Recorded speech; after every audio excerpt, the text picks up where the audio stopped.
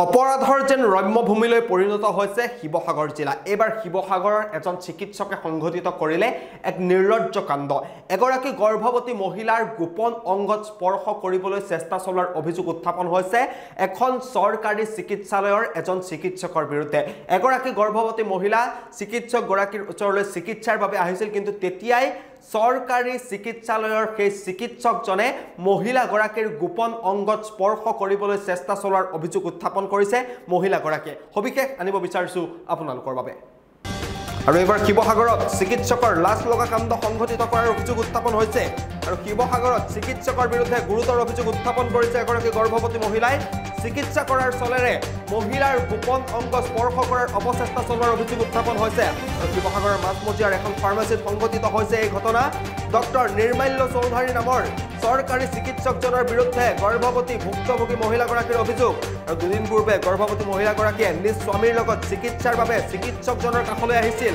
আৰু মহিলাগৰাকীৰ গেছত আক্ৰান্ত হৈ চিকিৎসা কৰিবলৈ গৈছিল, কিন্তু চিকিৎসকজনে মহিলাগৰাকীক চিকিৎসা কৰাৰ চলেৰে মহিলাগৰাকীৰ শৰীৰত অপ্ৰয়োজনীয়ভাৱে স্পৰ্শ কৰাৰ অভিযোগ উত্থাপন কৰিছে মহিলাগৰাকী। আৰু ভুক্তভোগী মহিলাগৰাকীয়ে ঘটনাৰ বিষয়ে নিজ স্বামীক বিৱৰি কোৱাত ঘটনা উন্মোচিত হয়। আৰু আনহাতে শিৱসাগৰ অসামৰিক চিকিৎসালয়ত কৰ্মৰত চিকিৎসক নিৰ্মাল্য চৌধুৰীয়ে সমগ্ৰ ঘটনা সন্দৰ্ভত তেওঁৰ বিপক্ষে উঠা অভিযোগক খণ্ডন কৰি কয় যে কোনো অভিপ্ৰায় নাছিল, তথা সাধাৰণ ৰোগীক যেনেকৈ পৰ্যবেক্ষণ কৰা হয় তেনেকৈ চোৱা হৈছিল বুলি মন্তব্য কৰে। কিন্তু মহিলাগৰাকীৰ অভিযোগ অনুসৰি নিৰ্মাল্য চৌধুৰী নামৰ চিকিৎসকজনে মহিলাগৰাকীৰ গোপন অংগত অপ্ৰয়োজনীয়ভাৱে স্পৰ্শ কৰাৰ অপচেষ্টা চলোৱাৰ অভিযোগ উত্থাপন কৰিছে ভুক্তভোগী মহিলাগৰাকীয়ে।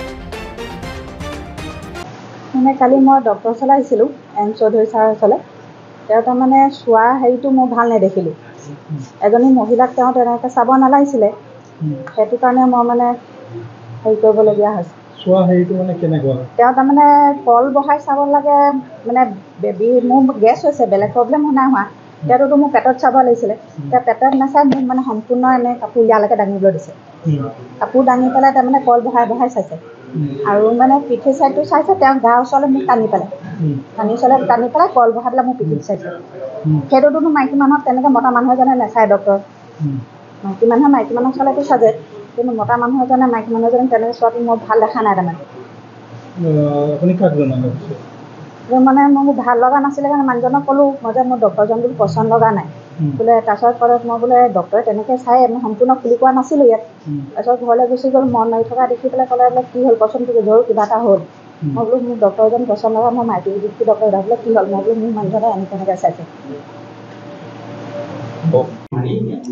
মইতো কোনো প্ৰাইভেট পাৰ্চত হাত দিয়াই নাই, আৰু তেওঁক মই ভালকৈ সকলোকে চাইছোঁ। তেওঁৰ হাজবেণ্ড ইয়াতে বহি আছে, আৰু ৰোগীক যেনেকৈ চাই সেই হিচাপেহে চাইছোঁ। কিন্তু তেওঁ কি কাৰণে বেয়া পালে, অলপ তাৰ আগতে অলপ কথা কটাকটি মানুহজনৰ অলপ হৈছিল, কিয় এনেকৈ ৰেগুলাৰ চেকআপ নকৰে, কি নকৰে এনেকৈ কোৱাৰ কাৰণে। হয়তো সেইটো কাৰণে তেওঁ এটা অভিযোগ আনিছে মোৰ। আপোনাৰ নামটো কি? মোৰ নামটো ডক্টৰ এন চৌধুৰী। সম্পূৰ্ণ নিৰ্মাল্য চৌধুৰী। আপুনি প্ৰাইভেট প্ৰেক্টিছৰ লগত আৰু কিবা কৰে নেকি? প্ৰাইভেট প্ৰেক্টিছে কৰোঁ, মই নাৰ্ছিং হোম নাযাওঁ। মই নন প্ৰেক্টিচিং এলাউন্স নলওঁ, আমাৰ সেইকাৰণে প্ৰাইভেট প্ৰেক্টিছটো এলাউড আছে। চাকৰি ক'ত কৰে?